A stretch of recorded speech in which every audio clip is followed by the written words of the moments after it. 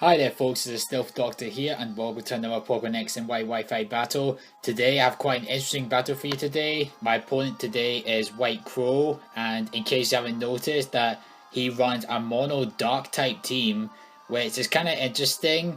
Normally I hardly fight people who have mono type teams at all, and personally the dark type is kind of an alright type, I guess. It's not my top 10 favorite types, but it's quite a decent type nonetheless.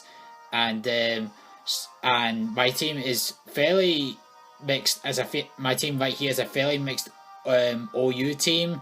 Um, and as this was back when I didn't, and this was recorded when I didn't know much about tiers or typings or not typings, abilities, etc. But other than that, let's begin with the battle against White Crow, where we fight, where we prevail over the darkness. Let's find out.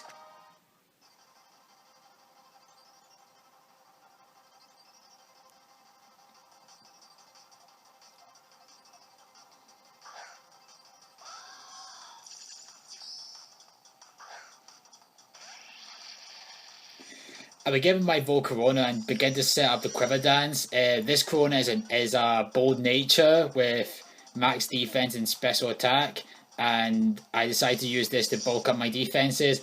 However, this gives me the opportunity to go for paralysis, which kind of makes this my play a waste of time as I go straight for the fly. Now, I could have stayed in and take the hit as I have max defense, but I don't want to bother it in case it had Super Luck, which will increase the chance of critical hits, which I think is his Dream Mode ability, I think. But I send in my Electros and take the hit no problem, as the Haunch Crow begins with the Sucker Punch. I take it no problem, but the stab damage does quite a number on it, and I one-shot this with the Thunderbolt, and I fried the Haunch Crow, no problems at all. Now it begins to send out his Umbreon. While Umbreon might be one of my least favorite Eviluses, I can't deny that has one of the most amazing shiny designs ever. I mean, the blue rings and the coloring, it just looks magnificent, I'd say. But other than that, he has quite a good set on his Umbreon. I think it runs Toxic, Protect, Moonlight, and Payback. I kind of forget, but other than that, I sent in my Gyarados, and I know this Umbreon is going to be bulky as hell, so I get the Intimidate off and bulk and sell Dragon Dances, not only to try and one-shot this Umbreon, but also to try and run a sweeper for the rest of his Dark-type team.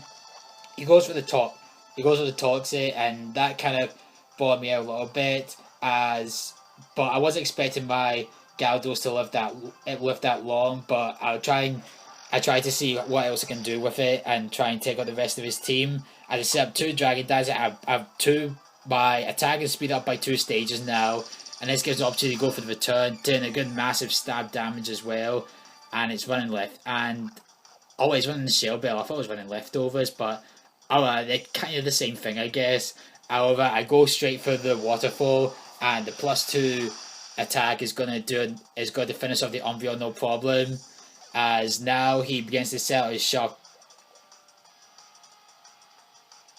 in a second now. Yeah, brings out this Sharpedo, and it's also a shiny as well. I think half of his team was shinies. I think, but other than that, he goes straight for the Aqua Jet. Now I could have went for the Waterfall instead of the Stone Edge, but however I missed with the Stone Edge, and there goes my Gyarados. Also, I found out that Sharpedo has a hidden ability called Speed Boost, and if anyone happens to have one that carries that ability, can you let me know in the comments, and I can trade you with a good 5 IV Pokemon that I have in my PC box, and that would be great. I don't care what ability it is, just as long as I have Speed Boost, that'll be fine. But I digress, as I Mega Evolve my Mega Lucario, and I go for the Close Combat, as how the Rust Skin does take its effect, and I take out the Sharpedo no problem.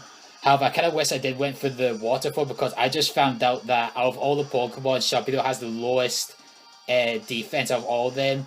I go straight for the Close Combat, I get home to take out the Hydreigon, but it was kind of, I made 2 mistakes. One was not noticing that at the Focus Test, and 2 was not realizing that this was not a Hydreigon, but actually a Zoroark. as the Zoro does the counter and knocks out my middle card, which is a great egg move that I would recommend having on a Zoro arc, as I'm gonna try and beat one myself someday. I bet on my Volcarona, knowing that it's paralyzed, I'll try at least try and finish it off with the Bug Buzz, so I don't fear missing with the Heat Wave, and it takes out the Zoroark, no difficulties there. And now he brings out his Mega Pokemon, which is the Mega Houndoom. I don't have a Houndoom Knight because I only have Pokemon X. I don't have Pokemon Y, but maybe I have enough cash in the future. I might be able to download it through the Nintendo eShop soon. However, it's faster than me and goes straight for the Flamethrower, and there goes my Volcarona. Now we're down to 2 Pokemon each as I bring up my Haxorus, and I want to try and go for the sweep again and decide to go for another Dragon Dance again. However, this was what big mistake I made, as the increase in defense also allowed the Houndoom to make an opportunity to go for the foul play, which will one shot it no problem. I have to say, foul play is probably one of my most annoying moves ever. It's a great move, but god, it annoys me when you set up. And now down to 1 Pokemon left. It's all up to my Togekiss. I go for the Ancient Power instead of the Aura Sphere because I want to try and see if I can boost up my defense, get the stat boost at the end of each turn, as it runs the Serene Grace ability as well. However, this I still outspeed the Houndoom anyway, and I go and with the Ancient Power, and now he's down to his final Pokemon, which is the Hydreigon. And knowing it's a Dark Dragon type, I can one shot it with the quad damage from the Fairy type move Aerial Ace. It was an amazing game, and White Crow did show how good Dark types can be. And I'm gonna try, like I said, I'm gonna try and keep uploading as many videos as I can throughout the week. But other than the only thing that will hold me back is like schedules, like social stuff, like birthday. I got a lot of birthdays coming up this month, up in July, including my own birthday, and outings with several of my pals as well. And it's going to sound embarrassing, but even though I've been playing online battles since I've got Pokemon X, I barely know anything about the tiers. I know the tier names, but it's hard for me to keep track of which Pokemon in which tier. But I found a good website that I'll probably show in the description of what the lists are, and try and get an idea of what Pokemon I should use out of that tier. And if you want to give me help, and feel free to give me advice on how to team build in the tiers and everything, because I have a habit of using mixed tiers, as you can see with the previous battles I had. But other than that, I really enjoyed this this was a really enjoyable battle, despite how quickly this was. And I'm going to try and build up more teams as I can in the future.